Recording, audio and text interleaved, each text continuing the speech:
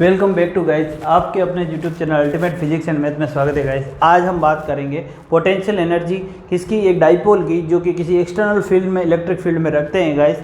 ठीक है, तो उसके अंदर कितनी पोटेंशियल एनर्जी होती है गाइस। ठीक है, तो सबसे पहले हम देखते हैं गाइस, हमने क्या लिया गाइस, एक देखिए गाइस, हमने एक डाइपोल लिया है गाइस, जिस चार्ज क्या है गाइस, जिसका Q है, और उसको हमने एक इलेक्ट्रिक फील्ड में रखा। ठीक है, एक एक्सटर्नल इलेक्ट्रिक फील्ड में रखा E के अंदर। ठीक है, जो यूनिफॉर्म है। ठीक है, तो अब इसके अंदर हमने एक डाइपोल लिया गाइस, जिसका चार्ज क्या है, Q चार्ज है। उस डाइपोल का चार्ज क्या है, एक Q है, यानी कि -Q एंड डाइपोल में चार्ज क्या है, -Q एंड +Q। ठीक है गाइस, तो ये हो गया, ये हो जाएगा +Q। ठीक है, यहाँ पर, और उसकी डिस्टेंस कितनी है गाइस, 2a डिस्टेंस है गाइस। क्या है डिस्टेंस, क्या है उसकी, 2a डिस्टेंस है गाइस। ठीक है, तो ये क्या डिस्टेंस है हमारे पास, 2a डिस्टेंस है डाइपोल की। ठीक है, तो हमने क्या किया, हमने कंसिडर किया, हम लिख लेते इसको, consider a dipole, consider a dipole with charge Q, charge क्या है guys, Q, and length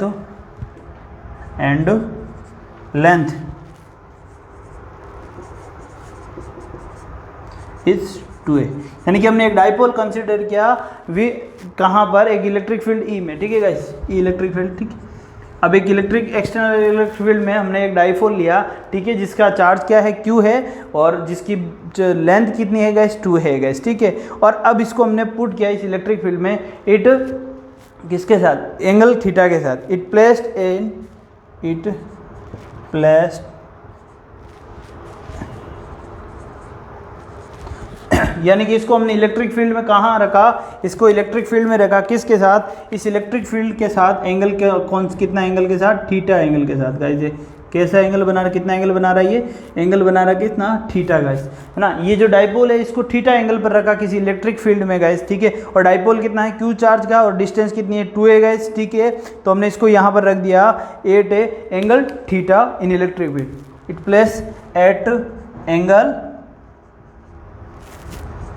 theta with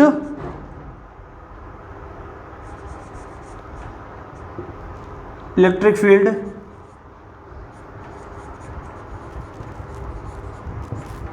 यानी कि E के साथ ये क्या बना रहा है, एंगल बना रहा है कितना गाइस, थीटा।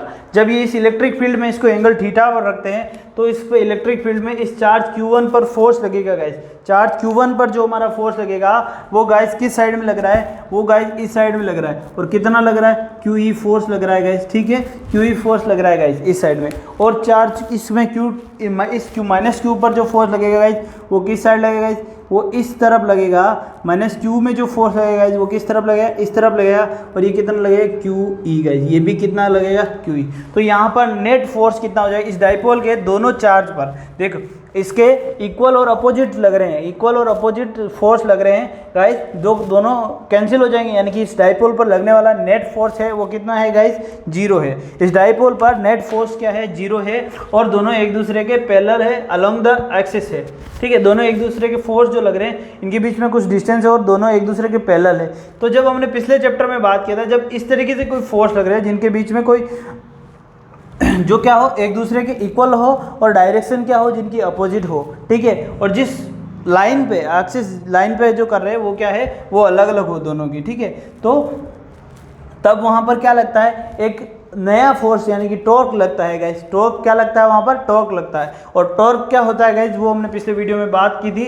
टॉर्क क्या होता है, टो इज इक्वल टू क्या होता है, PE sin थीटा गाइस होता है, यानी PE sin theta, P cross E भी बोल सकते हैं इसको गाइस।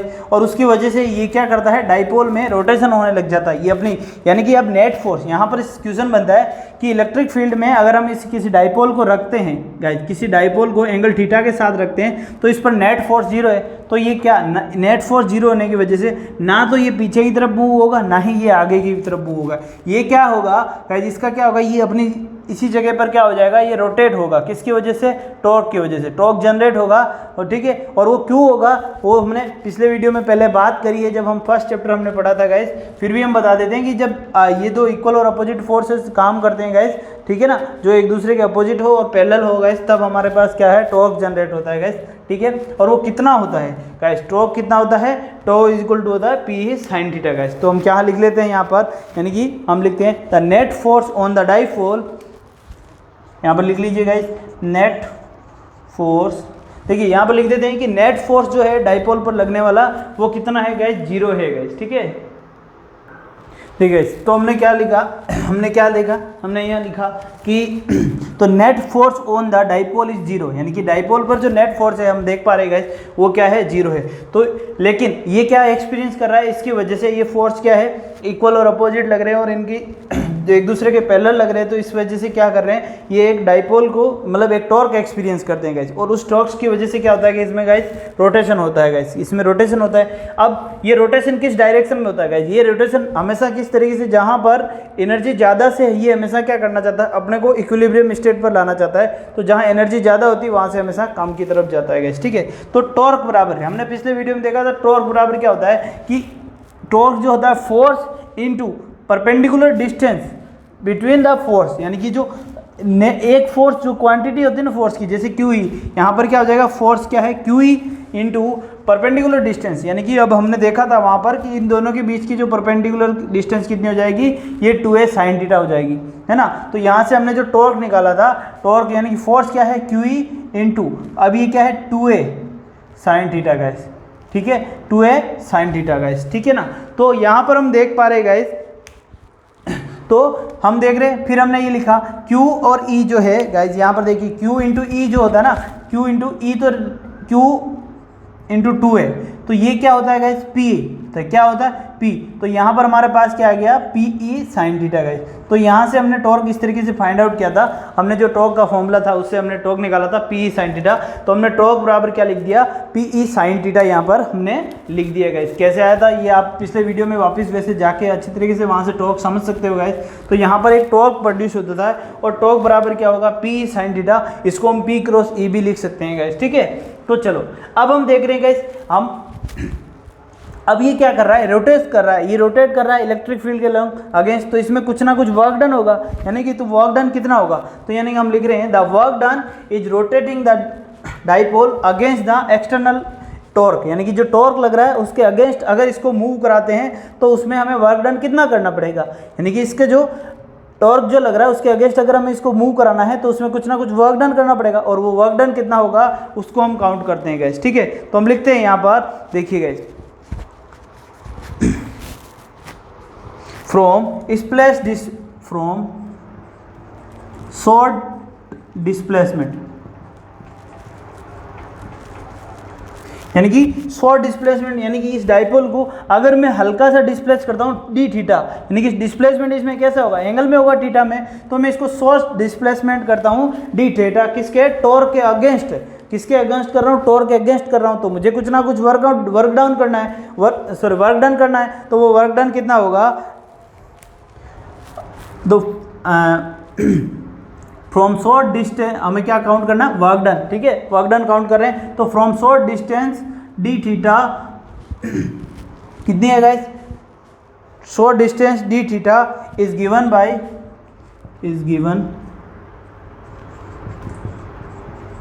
तो work done is given by क्या हो जाएगा, सो यहाँ पर लिख दो work done is given by D W equal to क्या हो जाएगा, यहाँ पर देखिए डिस्प्लेसमेंट कितना है गाइस, टॉर्क, फोर्स कितना है टॉर्क, और डिस्प्लेसमेंट कितना है डी थीटा, डी यहाँ डिस्प्लेसमेंट कितना है गाइस डी थीटा, यहाँ पर क्या है फोर्स क्या है टॉर्क, और डिस्प्लेसमेंट कितना है गाइस डी थीटा, ठीक है। तो टो इंटू डी थीटा लिख सकते हैं। तो ये क्या है, शॉर्ट डिस्टेंस के लिए हमारे पास क्या आ गया, वर्क डन आ गया। तो हमें क्या लेना है, ये तो शॉर्ट, जब भी डिस्प्लेसमेंट या टॉर्क चेंज होता रहता है गाइस, तो हमें क्या करना है, यहाँ पर दोनों चेंज हो रहे हैं, ठीक है सर, जब साथ साथ चेंज होते हैं तो हमें उसको क्या करना होता है कि किस तरीके से निकालते हैं हम, फिर उसको इंटीग्रेशन के हिसाब से, किससे क्या निकालते हैं, फिर उसका हम क्या करते हैं, उसका इंटीग्रेशन करते हैं, और इंटीग्रेशन करके कंप्लीट हम वर्क डन निकालना होता है गाइस। तो टोटल वर्क डन हम यहाँ पर अब क्या निकालेंगे गाइस, टोटल वर्क डन, तो लिखेंगे total work done in rotating, यानी कि टोटल वर्क डन जो निकालेंगे the in rotating the dipole from θ1 to θ2 θ2, यानी कि एंगल θ1 से फ्रॉम θ1 से θ2 तक हम अगर इसको मूव कराते हैं, रोटेट कराते हैं, तो उसके लिए हमें कितना वर्क डन करना पड़ेगा गाइस। यहाँ तक देखिए गाइस। अब वापस एक बार मैं आपको वापस देखिए, जब हम किसी डाइपोल को इलेक्ट्रिक फील्ड में रखते हैं गैस, तो उसकी वजह से उस पर नेट फोर्स जो लगता है वो जीरो होता है। ये हम पहले भी पढ़ चुके हैं गैस, ठीक है। अब उसकी वजह से अब ये क्या लग रहे हैं, फोर्स जो लग रहे हैं ना, जो एक दूसरे को कैंसिल कर रहे हैं, वो एक दूसरे के अपोजिट है, इक्वल है और दोनों के पैरेलल है गैस। तो यहाँ पर क्या हो जाता है, एक टॉर्क जनरेट हो जाता है गैस, टॉर्क जनरेट हो जाता है। ये क्या होता है, डाइपोल एक टॉर्क एक्सपीरियंस करता है, और वो टॉर्क कितना होता है, वो होता है टॉ बराबर क्या होता है, पी साइन थीटा होता है गैस। तो पी साइन थीटा होता है। अब हमें क्या फाइंड आउट करना है, हमें ये करना है कि ये रोटेट हो रहा है, हमें क्या करना है, इसको रोटेट कराना। इस जो डाइपोल है इसको, अब ये नेट फोर्स जीरो है, तो अब हम क्या करें, ये रोटेट होगा, और ये रोटेट हो रहा है, तो हमें इसमें रोटेट होने में अगर टॉर्क के अगेंस्ट अगर हम इसको रोटेट कराते हैं, मान लो कि ये भाई टॉर्क इसमें एंटी क्लॉकवाइज लग रहा है, और हमें इसको एक टॉर्क जो है एंटी क्लॉकवाइज लग रहा है और हमें इसको क्लॉकवाइज घुमाना है, ठीक है। तो उसको टॉर्क के अगेंस्ट अगर इसको हम रोटेट कराना है, तो हमें कोई ना कोई वर्क डन करना पड़ेगा। तो वो वर्क डन कितना करना पड़ेगा, तो वो फाइंड आउट करते हैं, ठीक है। तो हम फाइंड आउट, उस वर्क डन को फाइंड आउट करने के लिए यहाँ पर क्या होता है कि टॉर्क और ये दोनों चेंज हो रहे हैं, तो यहाँ हम स्मॉल डिस्टेंस लेंगे, तो हम क्या करेंगे, उसको डी थीटा तक मूव कराएंगे, तो वहाँ पर हम देखेंगे कि हमें कितना वर्क डाउन करना पड़ा। तो सबसे पहले हमने एक स्मॉल डिस्प्लेसमेंट लिया डी थीटा, उसके लिए हमने वर्क डाउन काउंट किया, डी डब्ल्यू इक्वल टू क्या होता है, tau into D theta guys, ठीक है, टो डॉट डी थीटा। तो यहाँ पर स्मॉल के लिए आ गया। तो अब कंप्लीट के लिए अगर मैं इसको क्या कर रहा हूँ, कंप्लीट रोटेट कर रहा हूँ, कहाँ से, θ1 से लेके θ2 तक, तो मेरे को कितना वर्क डन करना पड़ा वो फाइंड आउट करना है। तो उसके लिए हम क्या करेंगे गाइस, इसका इंटीग्रेशन कर देंगे गाइस। क्या कर देंगे, अब इंटीग्रेशन कर देंगे। तो इंटीग्रेशन करेंगे तो ये हो जाएगा W equal to integration of DW, ये हो जाएगा इंटीग्रेशन कहाँ से, θ1 से θ2 तक, और अंदर हमारे पास क्या है, tau into D theta guys, tau into D theta. यहाँ तक आगे बात समझें। अब टो क्या है हमारे पास, टो कितना है, पी साइन थीटा। तो ये वैल्यू हमें यहाँ पर पुट करनी है गाइस। तो इसको नोट कर लीजिए गाइस, डायग्राम को मैं इसको रफ कर रहा हूँ, स्क्रीनशॉट ले लीजिए। तो देखिए गाइस, अब टो कितना है गया हमारे पास, टो कितना है, पी साइन थीटा। तो डब्ल्यू इक्वल टू कितना हो जाएगा, यहाँ से यहाँ पर θ1 से θ2, और ये क्या है, पी साइन थीटा गाइस, ठीक है, इंटू डी थीटा, ठीक है, साइन थीटा डी थीटा। अब हम कह रहे हैं कि पी तो क्या है गाइस, कांस्टेंट है, पी कांस्टेंट है। तो यहाँ पर देखिए डब्ल्यू इक्वल टू क्या आ जाएगा, ये पी जो बाहर आ जाएगा। और अब हमें क्या करना है, इंटीग्रेट करना है θ1 से θ2 तक, किसको, साइन थीटा को। अब साइन थीटा डी थीटा, तो साइन थीटा का इंटीग्रेशन कितना होता है, माइनस कोस थीटा होता है गाइस। क्या होता है, माइनस कोस थीटा गाइस, ठीक है। साइन थीटा का इंटीग्रेशन जो होता है वो कितना होता है, माइनस कोस थीटा होता है गाइस, ठीक है। चलो गाइस, तो हम देखते हैं साइन थीटा का इंटीग्रेशन क्या होता है, माइनस कोस थीटा।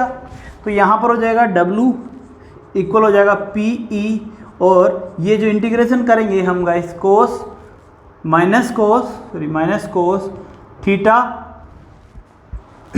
ठीक है। और ये आएगा माइनस कोस थीटा होता है इसका, और ये कहाँ से आएगा, θ1 से लेके θ2 तक, जिसको हम और आगे लिख सकते हैं। क्या लिख सकते हैं guys, W equal to PE, sorry यहाँ पर नहीं आएगा, यहाँ लिखते हैं, ठीक है। तो W इक्वल टू अब क्या लिखते हैं, PE, ये आएगा minus cos θ2 minus into minus cos θ1 guys, ठीक है।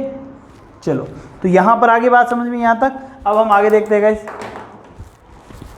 देखिए गाइस, तो आगे क्या कर रहे हैं, ये क्या हो जाएगा, इसका सिंबल हमारे पास क्या हो जाएगा गाइस, चेंज हो जाएगा। कैसे चेंज हो जाएगा, यहाँ पर देखिए W इक्वल टू क्या हो जाएगा गाइस, यहाँ पर PE, ये हो जाएगा माइनस कोस थीटा, और ये माइनस माइनस प्लस का, तो मैं आगे लिख देता हूँ, कोस θ1 माइनस कोस 2 गाइस, ठीक है। तो इस तरीके से हम गाइस फाइंड आउट कर सकते हैं। ये पोटेंशियल एनर्जी होती है गाइस, जो नेट वर्क डन जो होता है वो क्या होता है, पोटेंशियल एनर्जी होती है। तो यहाँ पर हमारे पास एनर्जी फाइंड आउट होगी गाइस। तो ये हमारे पास क्या होगी, एनर्जी। ये बहुत ही इंपॉर्टेंट है न्यूमेरिकल में गाइस, इसी को 90% यूज करते हैं गाइस। तो U इक्वल टू क्या है, PE cos θ1 माइनस cos θ2, जहाँ पर θ1 क्या है गाइस, यहाँ पर θ1 क्या है, इनिशियल पोजिशन,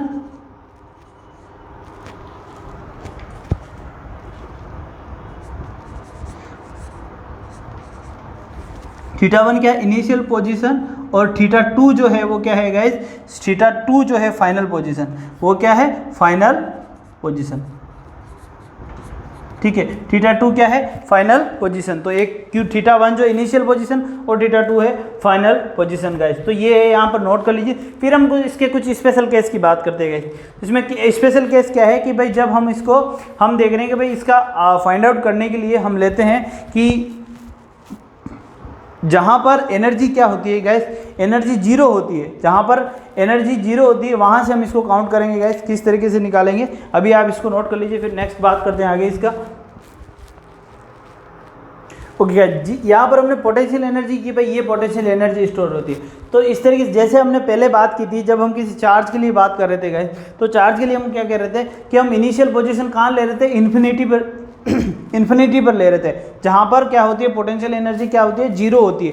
वहाँ पर जहाँ पर पोटेंशियल एनर्जी जीरो होती है ना, तो इनिशियल पॉइंट हम कहाँ पर ले रहे थे, इन्फिनिटी पर। तो यहाँ पर भी हम इनिशियल पॉइंट वहाँ पर लेंगे जहाँ पर हमारी जो पोटेंशियल एनर्जी है वो कहाँ हो, जीरो हो, पोटेंशियल एनर्जी क्या हो, जीरो हो। और पोटेंशियल एनर्जी जीरो कहाँ होगी, जहाँ पर cos थीटा इक्वल टू क्या हो, जीरो, ठीक है। यानी कि थीटा क्या हो, जीरो हो, तो यहाँ पर पोटेंशियल एनर्जी हमारी क्या हो जाएगी, यानी कि साइन थीटा जहाँ पर मैक्सिमम हो मतलब पी टॉर्क जहाँ पर क्या हो, मैक्सिमम हो, वहाँ पर पोटेंशियल एनर्जी क्या हो जाएगी, ये यहाँ पर जीरो हो जाएगी। तो हम सबसे पहले हम काम करते हैं, now we choose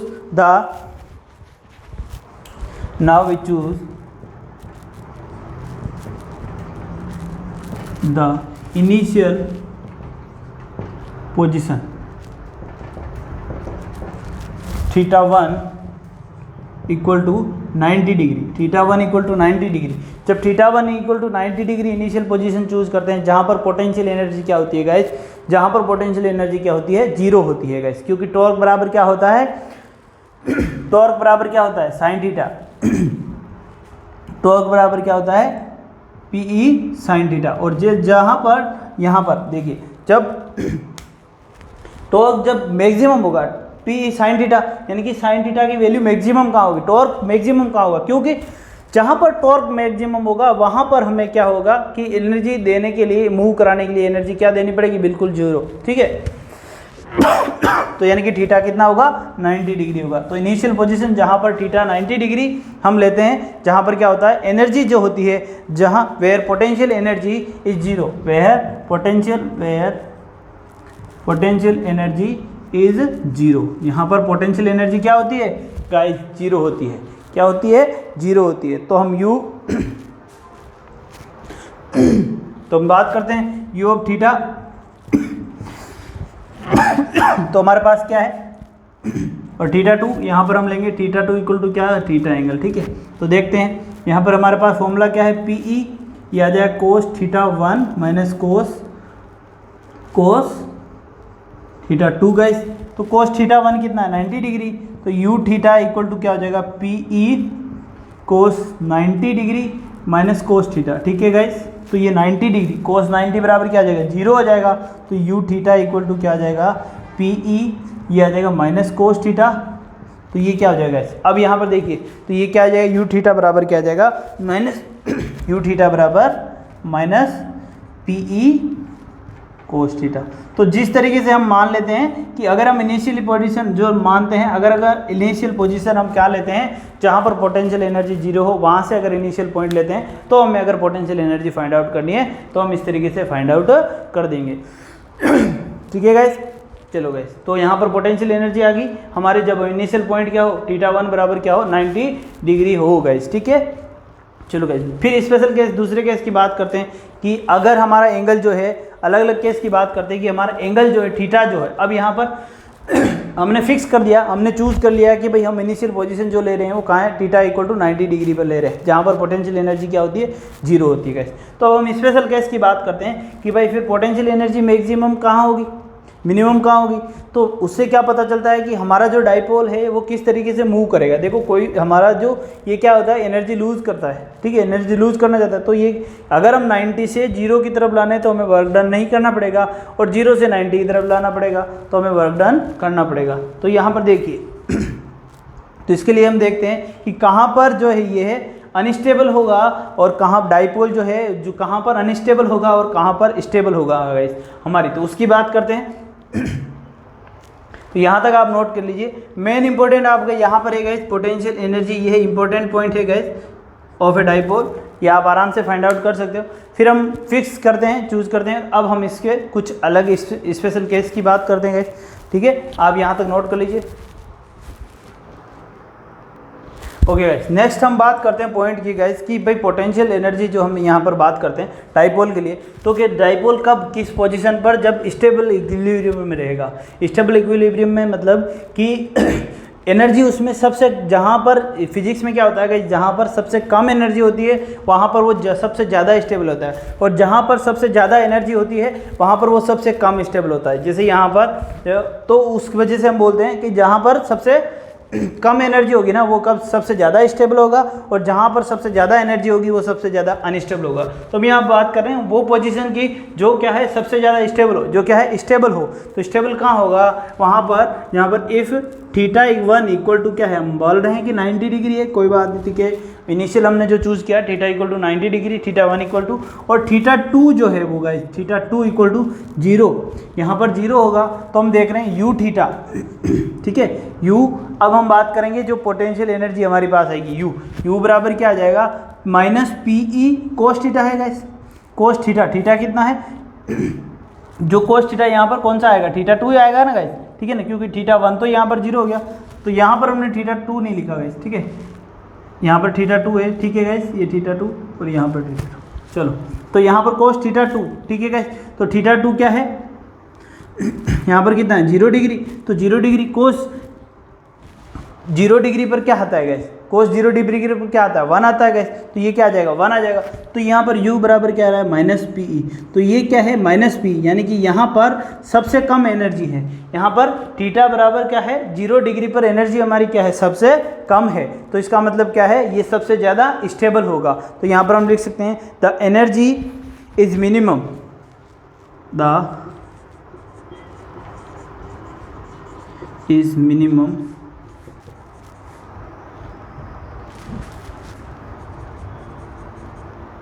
eight theta 2 equal to 0 degree. So या फिर हैंस यहाँ पर एनर्जी क्या है गाइस मिनिमम है, तो हम लिख सकते हैं तो hence the dipole is a, hence this position is a, hence position of a, this position is a stable position, ठीक है, hence the dipole is stable, is the dipole is stable, ठीक है। तो जहाँ पर सबसे कम एनर्जी होगी वहाँ पर डाइपोल हमेशा क्या रहेगा स्टेबल रहेगा। तो आपसे पूछ लिया जाए कि किस पोजीशन पर डाइपोल हमेशा क्या रहेगा, डाइपोल क्या रहेगा स्टेबल रहेगा, तो वो पोजीशन हमसे पूछा है, तो एंगल उसमें थीटा बराबर कितना आएगा 0 डिग्री आएगा गाइस। अब सबसे ज़्यादा अनस्टेबल किस पोजीशन पे होगा उसकी बात भी करनी है गाइस। तब अनस्टेबल क्या होगा, जहाँ पर सबसे ज़्यादा एनर्जी होगी, तो हम यहाँ पर बात कर लेते हैं। सबसे ज़्यादा अनस्टेबल होगा गाइस जब थीटा 2 बराबर क्या हो हमारे पास 180 डिग्री का, ठीक है, मैं इसको रब कर रहा हूँ यहाँ पर। तो सबसे ज़्यादा अनस्टेबल की बात करते हैं गाइस, तो सबसे ज़्यादा अनस्टेबल कहाँ पर होगा, सबसे ज़्यादा अनस्टेबल होगा जब थीटा 1 तो ठीक है, सेकंड केस अनस्टेबल का, ठीक है ना, ठीक है। तो इसके लिए हम देख रहे हैं थीटा 1 90 डिग्री, ठीक है, थीटा 2 इक्वल टू क्या होगा गाइज 180 डिग्री, जहाँ पर क्या हो जाएगा गाइज 180 डिग्री, कोस 180 डिग्री क्या होता है गाइज -1, तो यहाँ पर पीई आ जाएगा, ठीक है। तो एनर्जी जब यू बराबर क्या है गाइज हमारी पीई, तो एनर्जी बराबर क्या है माइनस पीई कोस थीटा 2, तो u इक्वल टू क्या है माइनस पीई कोस 180 डिग्री, तो जिसकी वैल्यू क्या होती है u equal to minus PE into -1, तो ये हो जाएगा u इक्वल टू क्या हो जाएगा p।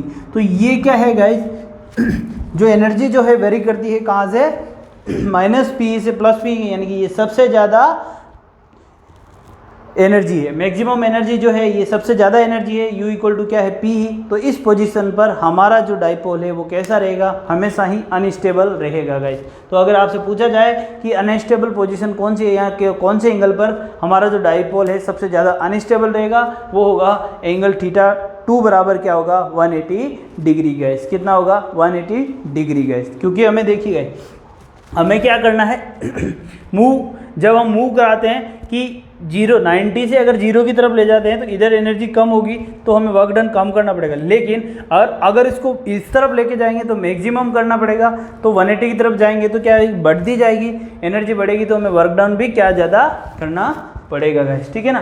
तो मैक्सिमम अनस्टेबल कहाँ होगा, जहाँ पर सबसे ज़्यादा एनर्जी होगी। तो यहाँ पर आप लिख सकते हो the energy is maximum hence this position या डाइपोल इज अनस्टेबल, ठीक है गाइस। चलो,